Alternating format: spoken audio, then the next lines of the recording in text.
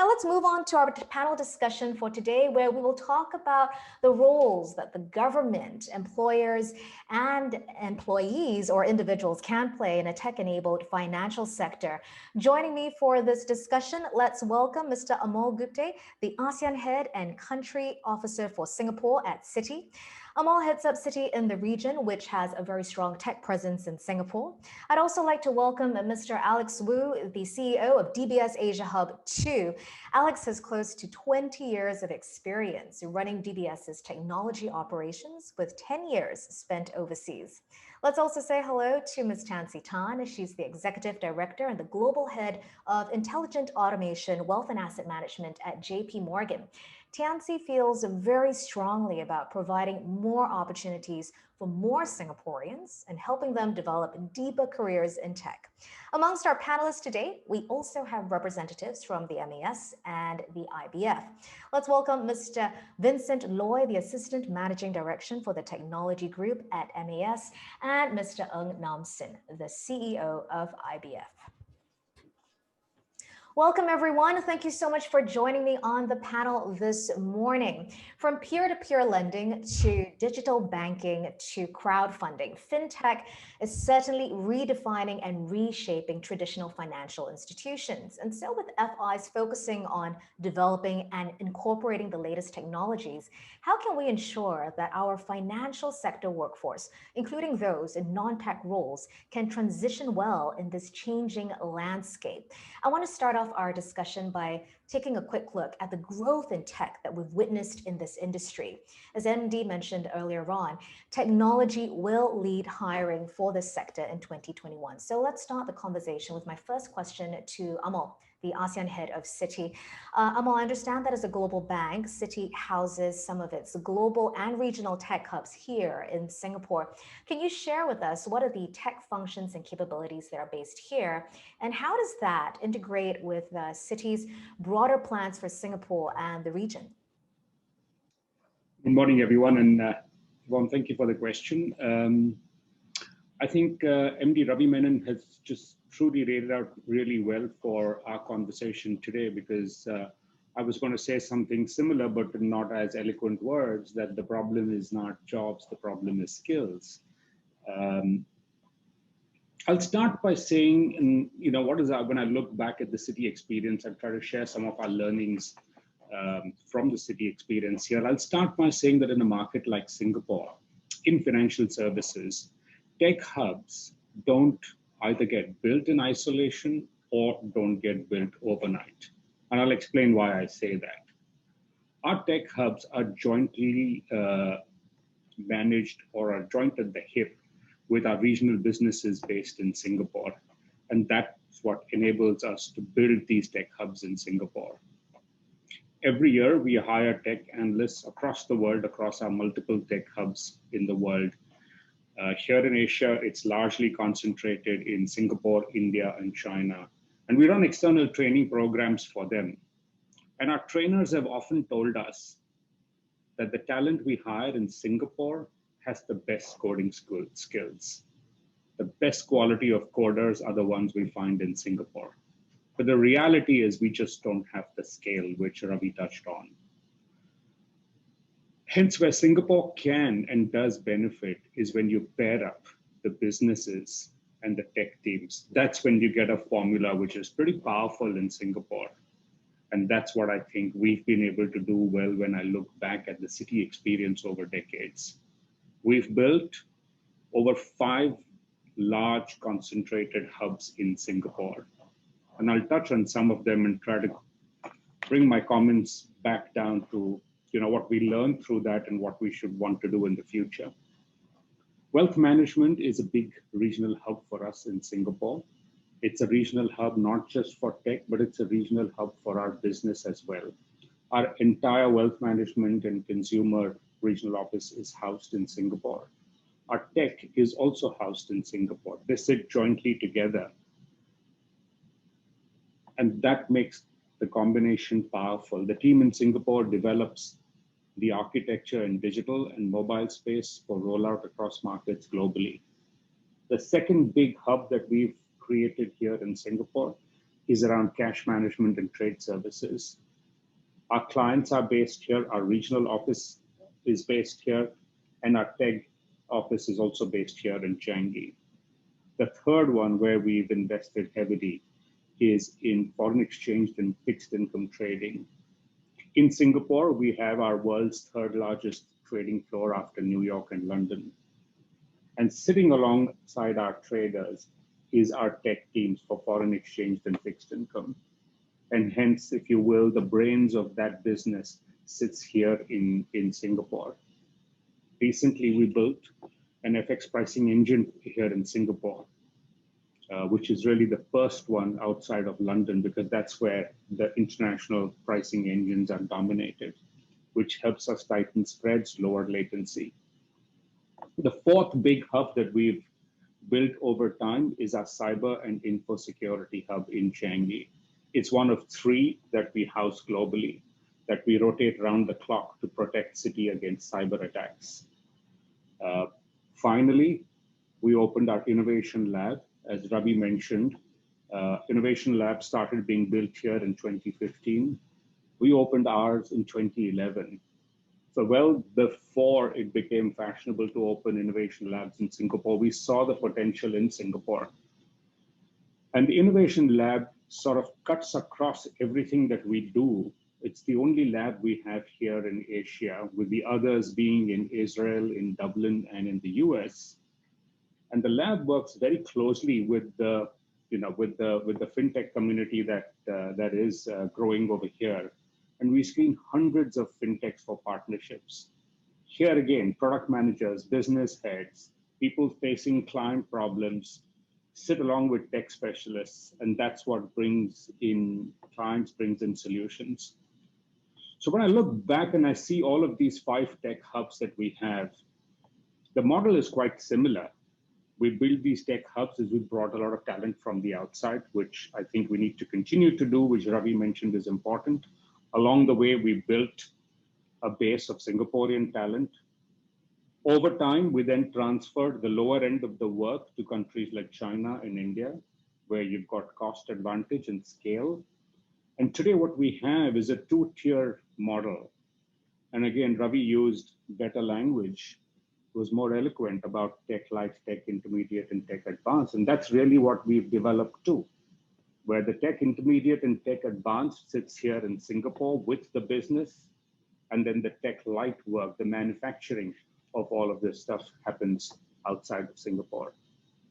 As we look forward, Yvonne, we continue to want to invest in Singapore. The next sort of vertical that we are beginning to get focused on and wanting to build in Singapore is for the equities business. The equities business has not been hubbed in Singapore, and we are beginning to look at wanting to build that specialty and build that skill set in Singapore. But again, that will mean going through the same journey, bringing in talent that is not available, which is likely to be foreign, and then slowly over time, transferring those skills, building the Singaporean core. And that's what then creates the hub. When you, as I said, join it with the business, it becomes a powerful combination in Singapore. Thank you, Amol, for giving us that overview. So it's a good mix that you're looking out for as Citi looks to invest in their latest hub, the equities hub here. The same model works. You're bringing in global talent, training up the Singaporean core, and finding that nice balance that really works for the bank's hub status here. Thanks, Amol. I want to move now to Alex, who is the CEO of DBS Asia Hub 2. He's based in Hyderabad, India, but Alex, we're so glad that you're able to be here in Singapore during this period of time. I want you to share with us this morning how DBS is leveraging tech to transform itself over the last few years. I know you guys have a very rigorous digital transformation journey. So tell me more about that, and also the type of skills and talent that the bank looks out for. Sure. Well, thank you, Yvonne. I think all the roles mentioned by MD Robin Minora are what DBS is looking for over the last couple of years. So over the last few years, we've actually deliberately built the tech capability and capacity, right, in both Singapore and Hyderabad. So currently, I think we have about equal number of technologies in both locations and both hub. We call it hub, 2 hub. In Singapore, we call it DBS Asia Hub 1, and then in Hyderabad, we call it DBS Asia Hub 2, all right? And today, right, the teams are actually doing joint development via agile methodology, and they do that through video conferencing. They have daily stand-ups during the morning, and then evening they close up. So there actually is quite virtual development teams. Even before the COVID situation, we were actually working jointly, right, between Hyderabad and Singapore. But I think give a bit of background. DBS Technology actually went through a transformation where we were primarily an outsourced model, where we outsourced a lot of technology. And over the last 5 years, right, we've insourced majority of the technology. Okay, we have also virtualized our hardware almost completely, and applications, and adopting in application space, right, we adopted a lot of process and techniques similar to where GAFA companies, which is the Google, the Apple, the Amazon, Facebook, right, or where we look at OpenStack, right, open source software, site reliable engineering, SRE, DevOps, chaos engineering, error metrics, moving our applications to containers and microservices. We've actually started to shift, and we also built out a whole private cloud. And now currently we're in the shifting to some of the public cloud or hybrid cloud environment to allow us to scale whenever necessary. And also we're now moving to the latest tech, which is AI, deep learning, data analysts, 5G experiment, 5G IoT, and also looking at security engineering. All right. We've actually coupled all these programs under what's called GANDAF. GANDAF, if you look at the GANDALF, they stand for one of those tech companies, except the D is DBS, right? We want to be in the center of it, right? And this has been our rallying call, right, to get us to transform from where we were 5 years ago to where we are now currently. In fact, now we are actually on our third iteration. We call it Gandalf 3.0, where we're actually going to move into newer technologies and migrating off of our legacy applications, which we still have. All right. So how do we do about this?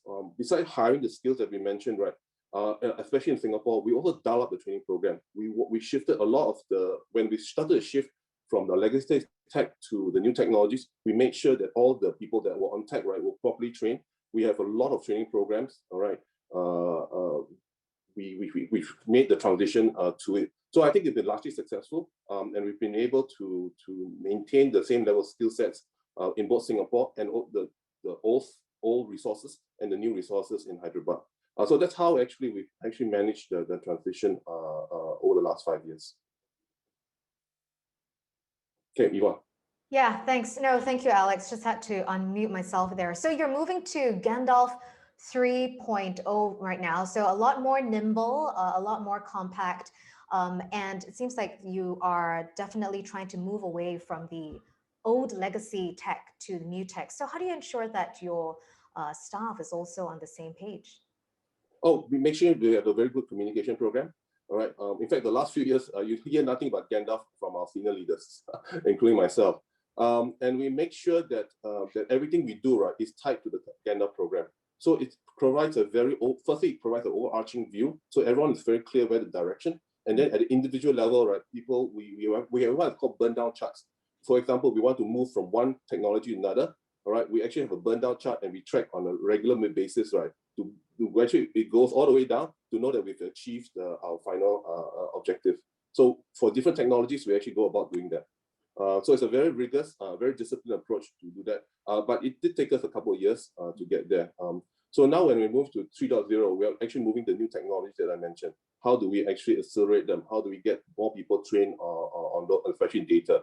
And actually doing a lot more experimentation on AI and ML, which we manifest in some of the products and services that we will roll out. Not just some we roll out already, and what we will roll out in the next few years.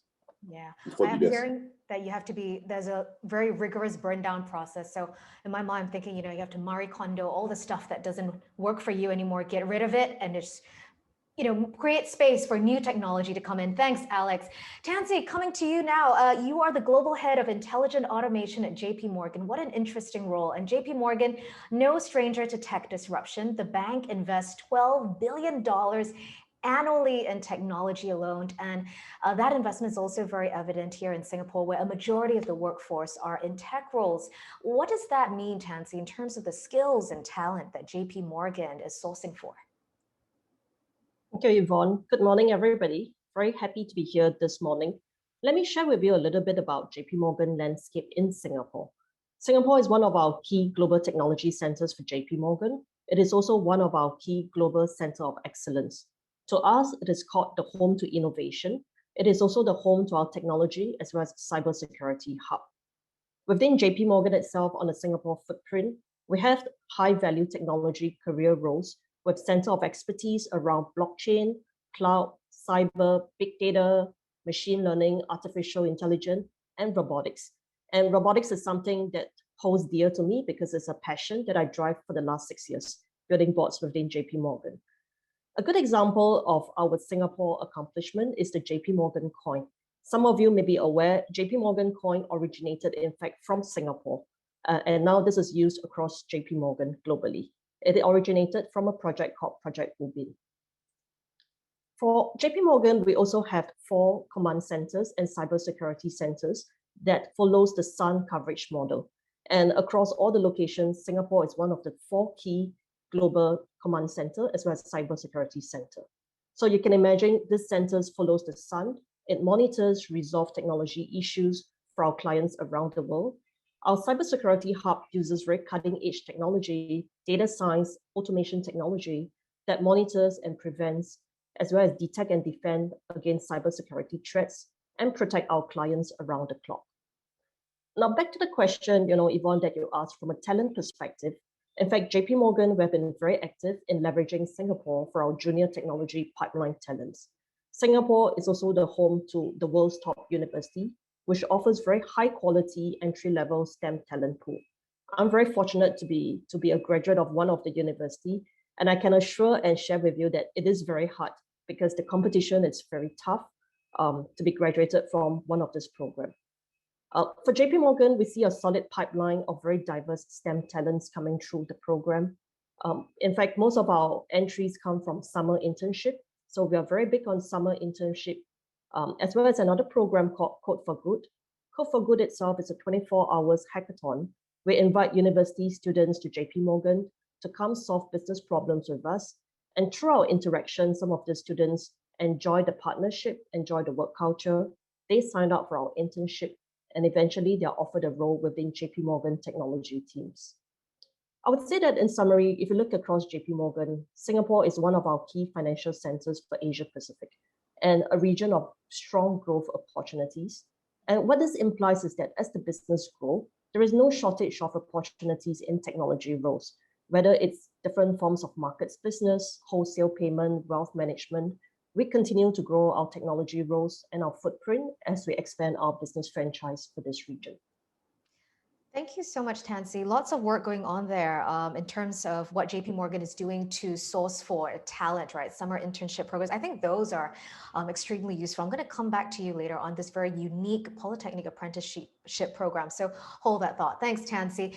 Vincent, I think the earlier sharing by Amol, Alex, and Tansy is clearly very aligned with MES's vision of building a smart financial center that is powered by innovation and technology. Can you share with us from MES's standpoint, where then are the challenges and opportunities for our workforce, Vincent? Thank you, Yvonne, and good morning to everyone.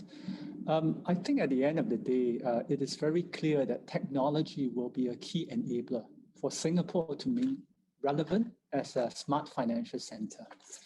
And unfortunately, technology is something that is evolving very rapidly, and it is also a global business, which means that we need to continuously look out at the new technology out there, not only in Singapore, but globally as well. And that means that we need to use them effectively, comfortably, and also innovate with technology as well.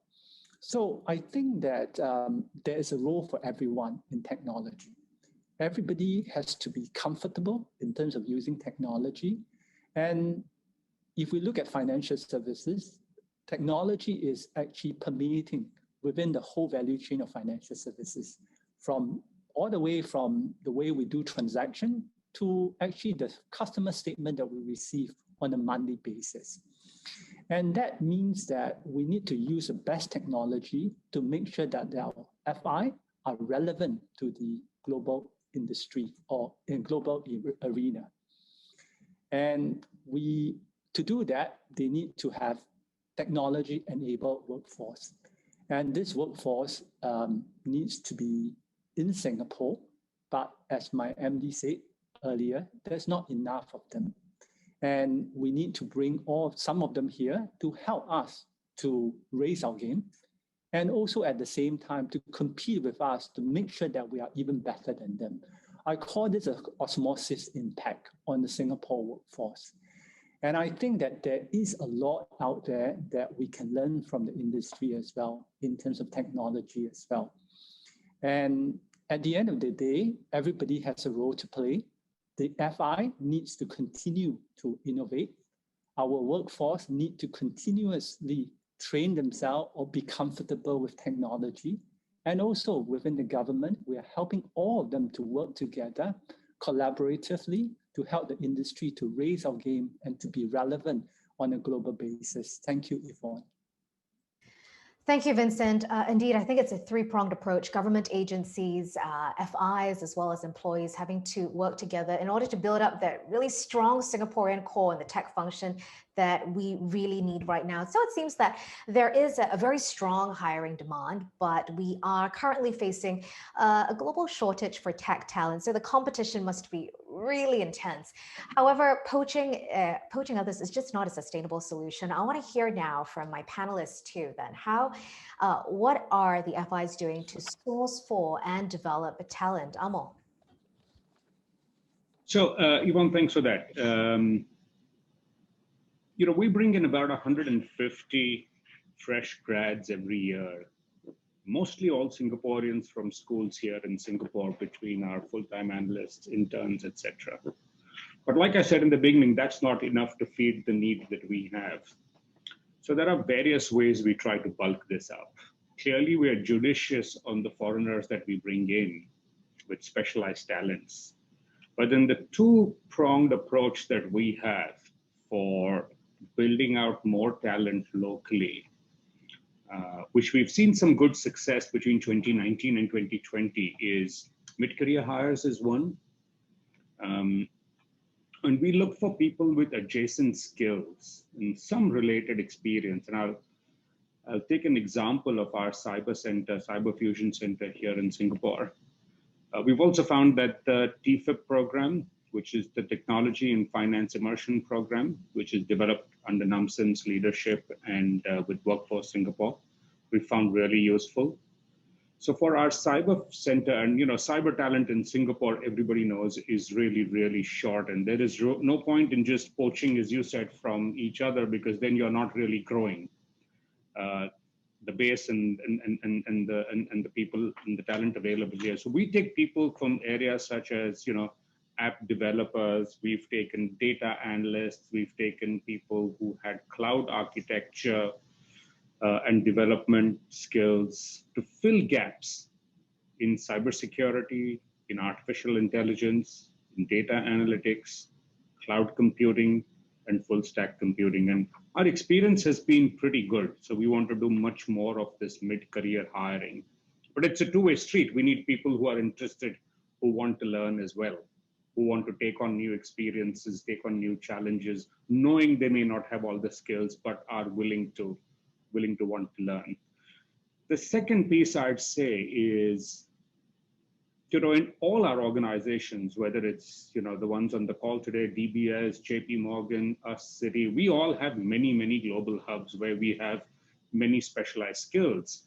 And, we have in Citi large centers in India, in Israel, and I would love to be able to send more Singaporeans overseas to those tech hubs.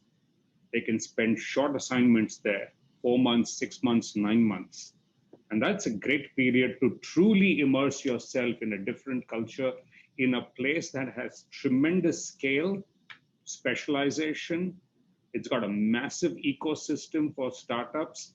And hence, at a very early age, a college graduate in those markets is able to, do a range of things which in 3 years, we wouldn't be able to do the same in Singapore. So if we can, if we can get Singaporeans to be more open to going overseas, and there again, I'll touch on a program that IBF has, which is iPost, which we would want to do more of and use more of, we would really be keen, because then we can bring these people back to Singapore, having immersed them in really, really specialized talent. So mid-career is one, and then sending Singaporeans overseas through the IPOS program or otherwise to build skills in a pool that is much deeper are two big areas I think all of us should focus on, Yvonne.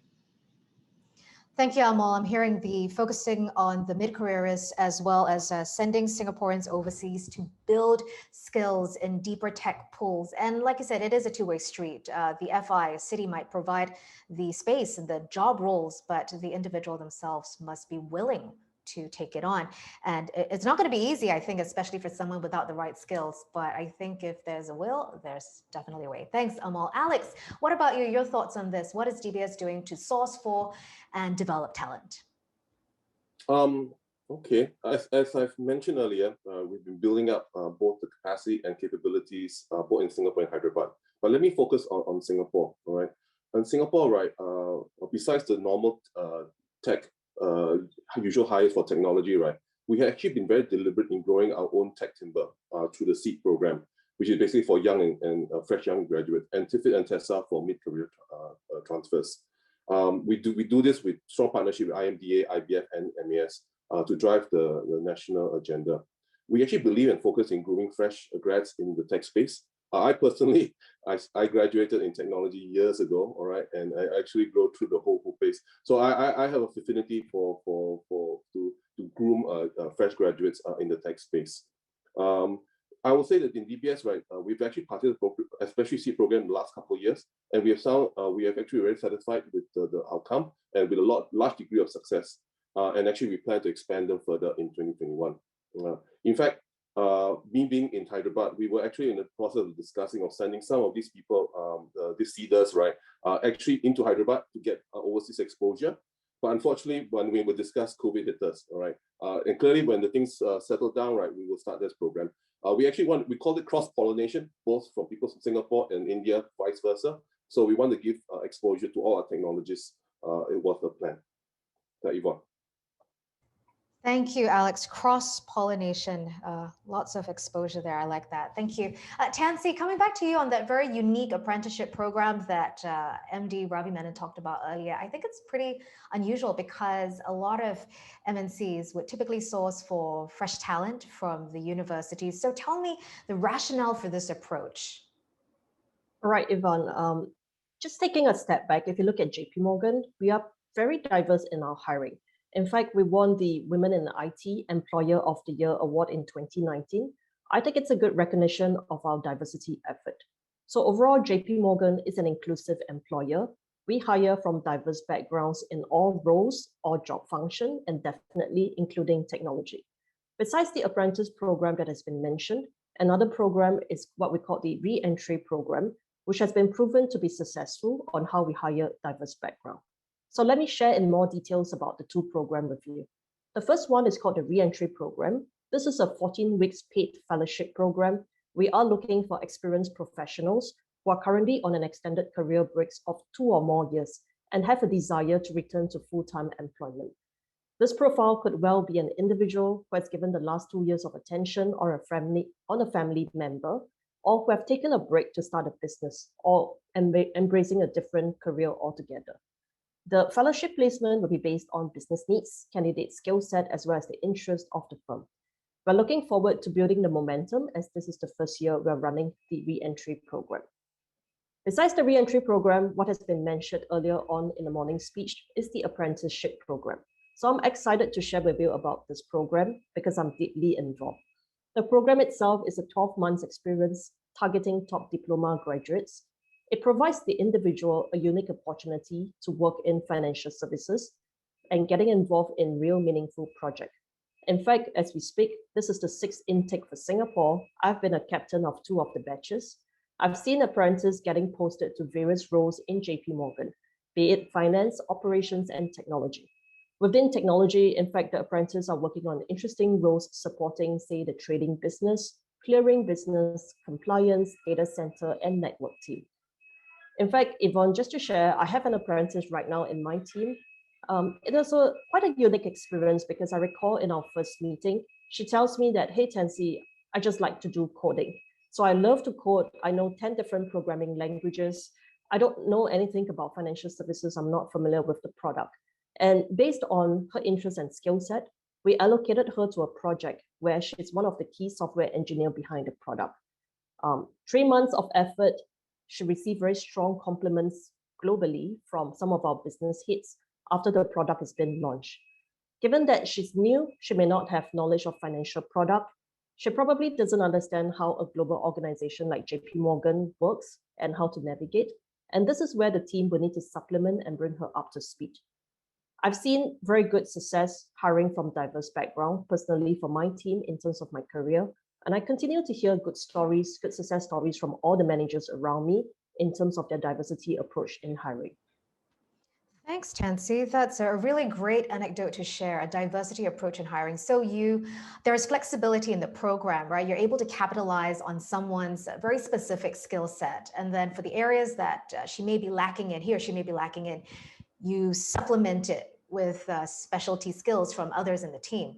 That's a great way to do it. Thank you, Tansy. Namsin, thank you for your patience. I would love for you to weigh in on this now because it's clear, right, that IBF has such a critical role to play here to connect the demands of FIs, the tech demands of FIs, and the individual job seekers who may be looking for new roles here. Tell us more about that bit, and as well as the refreshed and expanded version of the third run of the Technology and Finance Immersion Program, Namsin. Right. Thanks, Yvonne. Very good morning to everyone. Very glad to hear the initiative and support of our fellow panelists here today. It's a very important element of what we are doing today. We have strong partnership from the financial institutions, government agencies, and Institute of Higher Learning. I cannot overemphasize the importance of this partnership because everything that we do is really co-created, and that leads to a big part of the success. So the challenge is to expand the pipeline of local talent for the tech sector. So we have again co-created, working in close consultation with the partners, several initiatives. Some are new, some are refined, some are expanded. So at the undergraduate level, we are embarking on a program to expand our work study support program, or WSSP. The way it works is that, as part of the duration of the curriculum, we want students to spend at least 30% of their time with financial institutions. That is where they will have more time to so-called focus on a core area that they like. Potentially many areas, but here we're talking about technology areas. So they'll spend 30 weeks of their curriculum time attached to participating financial institutions. It's not new. We have started it with some other areas. And most recently, our NTU and NUS will be offering 200 undergraduate training places for roles such as business risk managers, cybersecurity analysts, RMs, and product data analysts. The program will commence in May 2021, and if successful, of course, we hope to expand it to more areas. The second one is our Finance Associate Management Program, or FAMS. Again, it's not new, but we are going to tweak it. These are for fresh graduates. And you're familiar that the major financial institutions normally has a management associate program where they take in fresh graduates to train them to take on leadership roles. So here we're talking about a technology-focused FAMS program. I think by now all of us agree that leadership in a bank is not just about whether you're a finance graduate or a management graduate. Almost everyone needs to have some literacy on technology. So leadership foundation is important for every business role, so to say, right? So a technology-focused FAM program is something that we want to push. And the third one is our professional conversion program. Again, it's not new, but we've seen some good progress, especially among the major retail banks where they have successfully converted, for example, roles like bank tellers, whom we know becoming less and less relevant, and successfully converting them into roles such as digital ambassadors or even RMs. Here it is interesting because I think as what Alex and Tansy mentioned, in the technology space, in the financial institutions, there are still a lot of legacy systems, right? There are still a lot of expertise dealing with those systems, mainframes. There is a great opportunities for expertise who are still dealing with the legacy systems to be converted to take on new tech roles, be it cybersecurity, be it software engineering. Already we've seen some early success, tech people being converted from what we call old tech into the new tech areas. You may notice that MD mentioned a good tech expertise will also need business domain knowledge. So here again, we're talking about whether we can convert bankers who has business domain knowledge, let's say trade finance, equip the person with digital transformation skills, and then he or she can then play a role in digital transformation of businesses. He or she will be the person to bridge technology with business. So again, it's another professional conversion program opportunities. Then coming to TFIP, I think very glad to hear good things about TFIP. This is the Technology and Finance Immersion Program. This is where we take non-tech people with STEM background. The candidates could be a civil engineer, could be a mechanical engineer, as long as the person has a STEM background. We put the candidates through 3 to 4 months structured classroom training conducted by our IHL, and then on-the-job training for up to 2 years. The first program was started in 2019. We had with 70 candidates. Second one, we have about 170 candidates in 2020. So we're expanding it to the phase 3. But phase 3, we are going to expand the areas of coverage. So the first 2 phases, we cover 5 areas: cybersecurity, full stack, data analytics, cloud computing, and AI. Phase 2, we will cover technology, product management, IT business analyst, agile IT project management, UX design, and digital marketing. Good thing about some of these newer areas is that you may not need STEM background, so the entry barrier may not be as difficult. Supply of candidates can be a challenge for some areas. So take full stack, for example. It's a very complex area, not easy to train. So we have broadened that program into software engineering, where the entry barrier could be lower and more participants could participate, so to say. So again, we have strong support from our FI partners. The application will open in June. The information, I think, is on flash on the screen right now. So we would like to encourage participants to log in and to express their interest and apply. Thank you. Thank you so much, Namsin, for sharing with us the updated versions of all the programs that IBF has under its wing.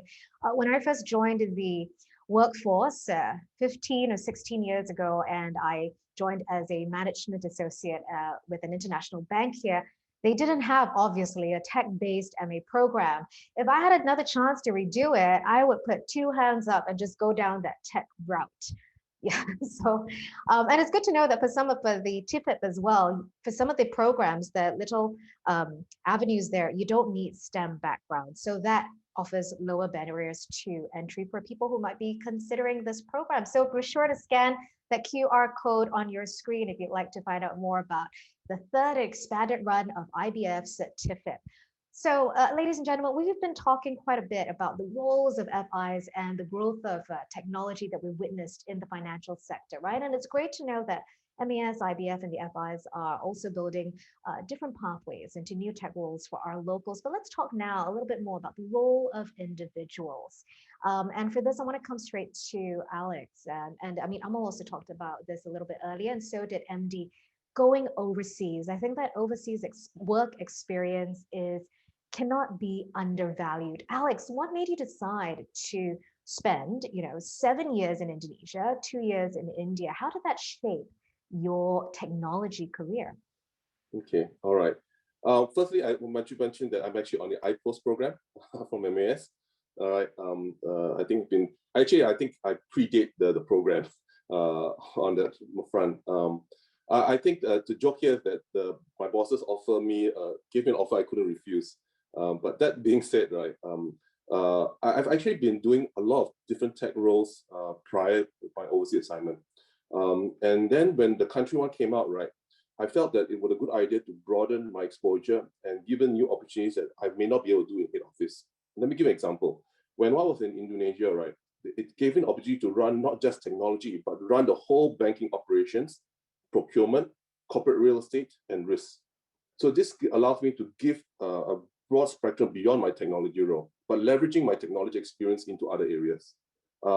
And also, even though I'm far-flung in Indonesia, right, it also allowed me to keep up with tech. So when DBS started to roll out the DigiBank for Indonesia, it also prepared me, right, to figure out what are the new technologies that the DBS was transitioning, and also prepare the operation workforce to how to handle a digital future. And in my last role, right, I was doing the banking integration. DBS had bought ANZ consumer operations, so I spent another 1-2 years, right, doing the integration work. So a lot of exposure in how to do integration work. All right, so that's pretty good. Of course, besides having to deal with the culture, and one you notice is that in different countries, motivation, people have different motivations. So you got to learn how to adapt. So I have to learn how to adapt between Indonesia and India, very different. All right, and I can give a lot of war stories. I can do that. But so for overall, right, I think my career has actually grown over the past decade with all this overseas exposure. In my current role in India, right, gives me opportunity to run a technology company, which I'm responsible to run a board of directors and also responsible the profit and loss, right, of the entity. So I'm actually given a different exposure of running a technology company. So I think that, so overall, I've been very happy with the overseas assignment. Of course, one has to be able to adapt to the environment. The environment from Singapore is very different from Indonesia and very different from India, especially Hyderabad. I was actually one of the first few Singaporeans to actually go to Indonesia. And after that, right, a lot more Singaporeans actually went to work in Indonesia. So someone told me that I was setting the cow path, all right, so that other people will come in. My current role in India was to hope to do likewise for Singaporeans. I mentioned earlier that we had plans to do the cross-pollination, but because of the COVID situation, we put that on hold. But we have actually prepared a list of people to do so already. Okay. So what sort of advice, Alex, would you give to younger colleagues in the tech fields who might aspire to your role, or someone who's not even in tech but wants to get to where you are? Okay. My advice is that if anyone gives you the opportunity, just seize it. Just say yes and ask the questions later, all right? Because if you ask too many questions, it will prevent you from actually making the decision. I think if you're young, all right, and just fresh from school, right, it's actually much better. You're not tied down with other family commitments. It's easier to actually do the move. I had to do a lot of juggling, moving around to achieve that, right? So just say yes, okay, and you work out the kinks as you go along. But what you've learned is that you gain a lot of experience, all right? Not just tech, the culture, the exposure that you have that would be very useful, right, in your later part of your career. I thought that would be my answer, Yvonne. Thank you, Alex. So just say yes, ask questions later. Basically, just grab it if the opportunity comes, right? Worry less.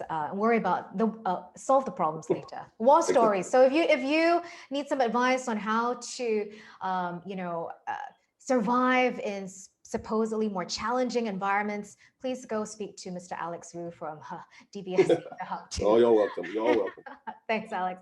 Tansy, you've also had a very interesting career in technology at JP Morgan. I saw you chuckling at some of Alex's comments. So tell us, what do you think was some of the contributing factors to your success in your technology career? And what would you say to someone who's aspiring to a leadership role in the tech field?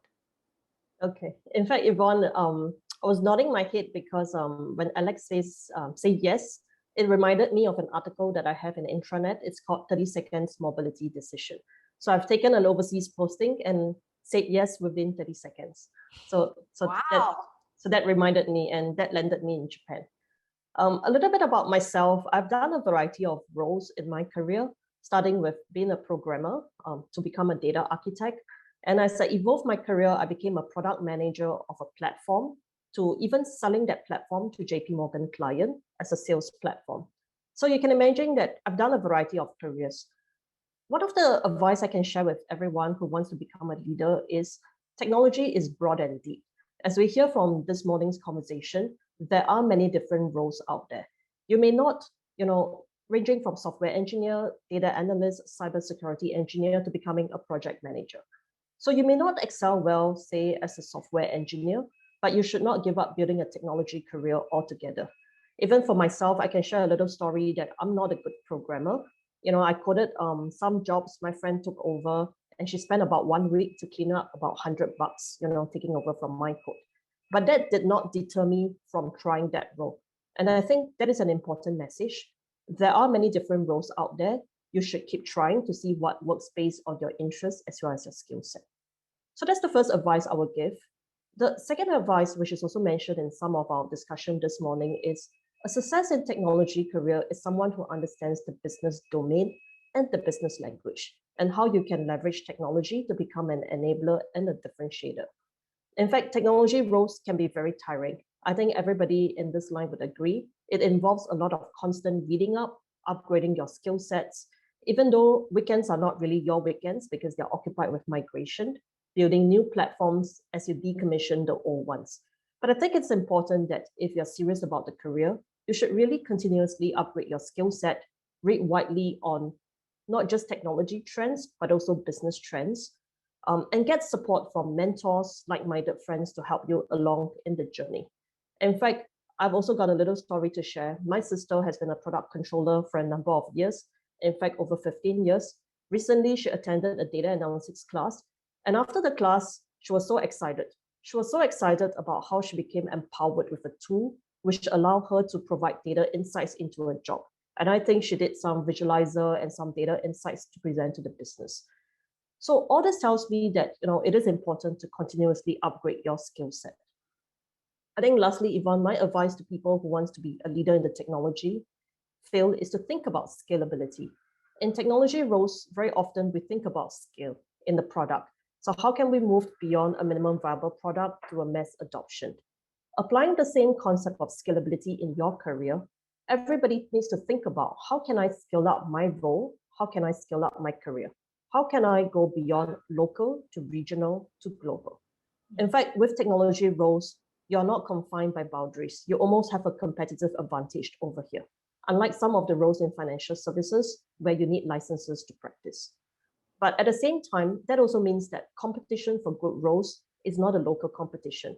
It is a global competition out there. You need to stay ahead of the game. I quote myself, right now I run a global function out of Singapore, heading up the Center of Excellence for Intelligent Automation. In fact, my span of control starts all the way from the sunrise to the sunset. So from Asia to Europe to Americas. Of course, there are sacrifices to be made, but at the same time, I'm happy and proud that my career growth is not limited by my geographical boundary. I think overall, in sharing the advice, I would say, number one, explore. Many different roles out there. Just go out and explore all the different roles. Build up your skills widely, read, upgrade, continuously upskills your expertise. There's no two doubt about it. We need to be constantly reading and upgrading. And lastly, think scalability. Think about whether it be roles, opportunities, competition, the world is in fact your platform. Thank you, Tansy. It's about scalability, isn't it? Having a longer term roadmap for your career, whether it's in tech or something else. But in this context, obviously, I think tech has a lot of legs to go on that one. And I want to just pick up on a point that you mentioned too. I think it's really important that employers and the individual to build this strong learning culture, one that really incentivizes adaptability and resilience when you're learning a new skill or new technology. Thanks, Tansy. Amol, coming back to you now as a CEO, what particular traits or characteristics do you look for when you're hiring for tech roles? Because MD Ravi said it's about 4 key attributes, right? STEM background, business domain knowledge, programming skills, and having that overseas experience. Would you agree, or would you want to add one more on top of that? I won't disagree, but I'll give a slightly different perspective, Okay. which is I think it's really mindset and attitude. And it's a mindset and attitude to learn and take on challenges. In Tansy and Alex, we have great role models, and they spoke about the same thing. Skills is important, but skills and tech skills in specific areas continuously morph and need to change, and you need to upskill. Hence, for me, I think that mindset and attitude is really, really key. Every industry has been turned upside down because of tech. COVID has only accelerated that. You talk to a cement company today, they talk about a tech disruption. So tech resources are in so much demand, and technology itself is changing so rapidly that I think the skill we need, in addition to tech skills, is the hunger to want to embrace change and learning and to stay current and be relevant. Thanks, Amol. Wisely said there, skills and mindset, right? Having the hunger to want to continuously upgrade and keep abreast of some of the latest trends and technologies out there.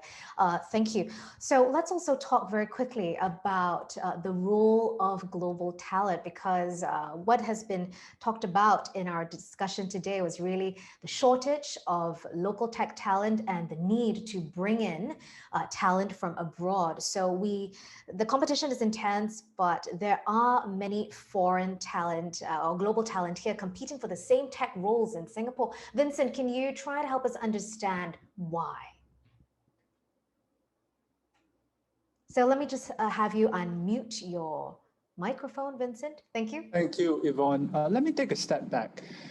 If you look at financial services, we have increased the number of jobs in financial services for the last many years, and that's a good thing for Singapore.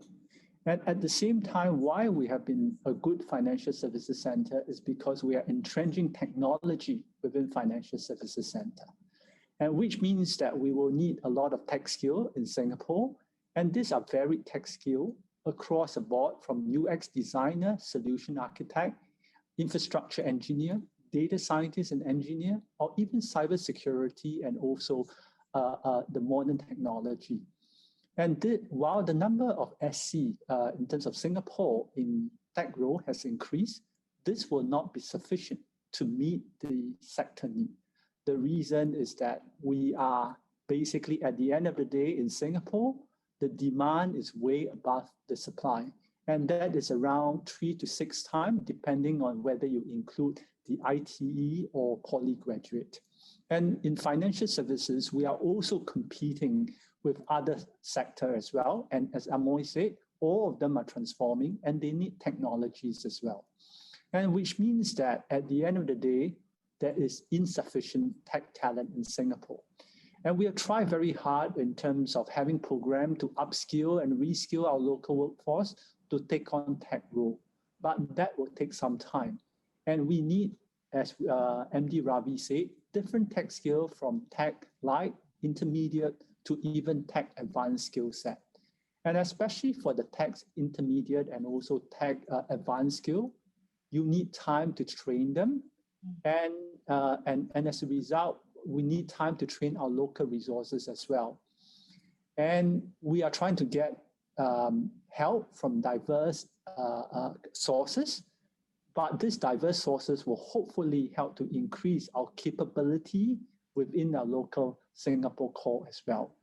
This is a work in progress. It will take some time, but I'm confident that the industry, together with the whole of government and also with individual curiosity to learn technology, we will be able to meet this challenge and put Singapore in good state. Yeah, it's about building that stronger Singaporean core in the tech function. Very quickly then before I go to my last question, this is like last question, I think it's really important to address this, right? As we continue to incorporate latest technologies in the financial space, it's not just about those workers in tech roles that need to keep pace with the latest developments, right? So how do we ensure that workers, employees in non-tech roles in the existing workforce can also transition well in this changing landscape? Perhaps, Alex, you'd like to take this one? You know, workers in non-tech roles, how can you also ensure that they're not left behind? Interesting. I think the mindset of those people have to change. In Indonesia, for example, in my assignment, right, I actually had a procurement person, a head of procurement, who wanted to branch into technology. So we did the transition. So he moved to intermediary to become in charge of running IT projects from an operation standpoint. And then currently he's actually one of the IT managers now in Indonesia. So there's a transition period where we allow but it must be the individual who wants to make the change. But once you make the change, right, it's the responsibility of the manager to actually how to do the transition. It takes a while. It's not immediate. So in my case, I do a transition, intermediate transition. This is not the first time I've done it in Indonesia. There's another case where we hired this person with operation risk background. Okay, that was much earlier, and then he eventually became the IT head in Indonesia. Okay, so there are, once you have a mindset, you want to learn new things, you actually can make that change across. So I just have two examples that I've seen, and I've been very supportive of people who actually want to actually move into from non-tech to tech space. So as an employer too, you have to be willing, right, to hire those from non-tech backgrounds and diverse backgrounds. And Tansy and Amol have also spoken quite extensively about that diversified hiring. So wrapping up our conversation today, my wonderful panelists, I'd like you to give me a parting one-liner. You know, I think each of you are so fortunate to be working in a sector that is experiencing tremendous growth and disruption and change. What makes you excited about working in a tech-enabled financial space? Amol. Even for me, the excitement comes from the ability to simplify complex stuff using technology, because that's what technology does for us. It just simplifies stuff into easy apps that we get so used to using. That's the piece that excites me. And I'll close with a quote, as Leonardo da Vinci said, simplicity is the ultimate sophistication. Simplicity is the ultimate sophistication. Very well said. Thank you, Amol. Namsin. Just have you unmute yourself, Namsin. Thank you. If we look at tech revolutions from the PC to the internet and now digital, I think the latest tech revolution is really transforming lives. So it's a very exciting time of our life. So for me, I want to make tech my friend, my co-worker, because it can transform the way I live, transform the way I work. Make tech my friend. Well, yeah, technology is certainly transforming the way we interact with one another. Thank you, Namsin. Alex.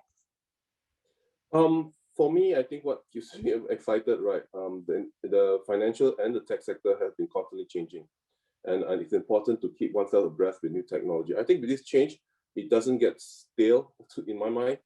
So always be ready to adapt to the new technologies that come along. And you may never know, it actually makes our life better. So I think that's how I end it. Yvonne. You've been in this industry for close to 20 years. You see yourself staying actually in this? 30 years. 30 years. 30 and counting lah. Yes, and counting. So of course I give out my age already. Thanks, Alex. Tansy. I'm excited about this industry because roles and skill sets are getting redefined. Technology is not exclusive to any group. If you look at it, everyone in financial services plays a role. Across the organization, I see private bankers coding in Python. I see business users using strong data analytics tool to drive their own data insights. Even with some of the managers I speak to, the lingo and the language has changed. So they talk to me about agile minimum viable product. So I'm excited about the change, and I'd like to encourage everybody to explore technology roles within financial services, because they may not be the traditional role that you see and understand previously.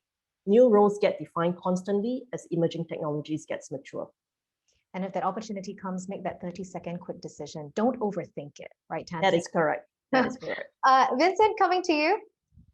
Very much, Yvonne. For me, being a non-tech person who went into the tech probably about 20 years ago, I can only say that I'm really excited about the future, because the tech is going to be the future.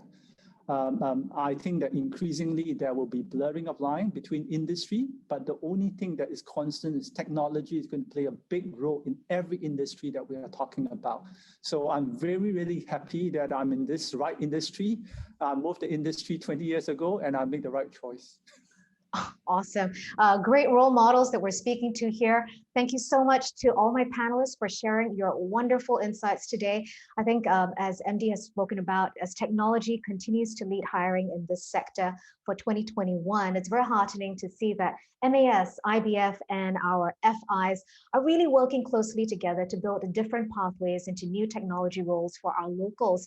And the third and expanded run of IBF's technology in finance immersion program is clearly a very strong testament for the demand for this sort of relevant courses.